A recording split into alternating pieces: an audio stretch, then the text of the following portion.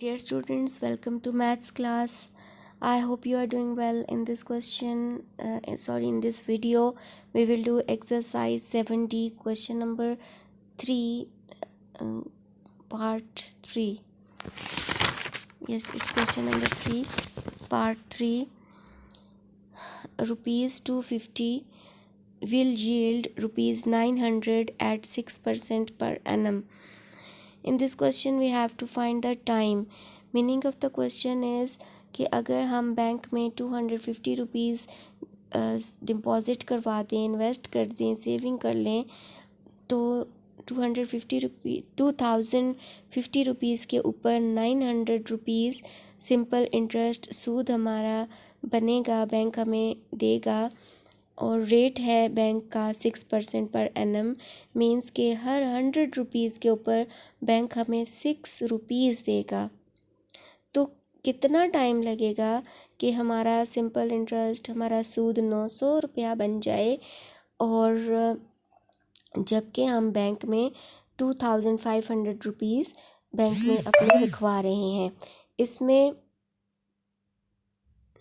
Principal is rupees 250 rupees, simple interest is 900 rupees, and rate is 6%, and we have to find the time. Time is question mark. We have to find the time. Here we will use the formula of simple interest, which is PRT upon 100. The value of simple interest is 900.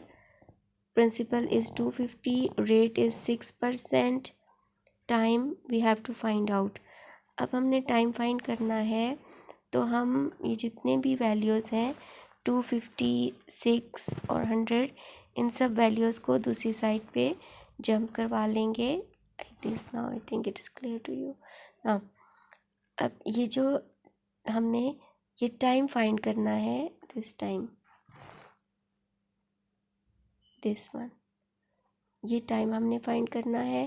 तो ये जितनी भी values हैं हम इनको उस side पे jump करवा लेंगे। तो 100 डिवाइडेड बाय मीन्स 100 डिनोमिनेटर में है, तो जब ये दूसरी साइड पे जंप होगा तो इसको हमने न्यूमरेटर में लिखना है, और 2506 न्यूमरेटर में है, इनको हमने डिनोमिनेटर में लिखना है। ये करने के बाद अब यहाँ पे सिर्फ इक्वल्स टू के राइट साइड पे टी है, टी हमने फाइंड करना है, और ये सारी वैल्यूज़ को अब हमने कैलकुलेट कर लेना है। अब यहाँ पे आप मल्टीप्लाई करें 900 और 100 को, और 2500 और 6 को, और दोनों को आपस में डिवाइड कर लें। लेकिन मैं ये रिकमेंड नहीं करूँगी, कर सकते हैं, लेकिन वैल्यूज़ नंबर्स बहुत बिग हो जाएंगे, तो आपको मैं रिकमेंड करूँगी आप कैंसलिंग करें। वो ऐसे कि 2500 के 2 zeros which is in the denominator will be cancelled out by the 2 zeros of the 100. अब 900 by 25, 900 न्यूमरेटर में लिखना है, 25 इन द डिनोमिनेटर में, 1 न्यूमरेटर में और 6 डिनोमिनेटर में। Again 900 and 25 can be cancelled because both have a common factor which is 5. 25 divided by 5 gives us 5, and 900 divided by 5 gives us 180. Now 180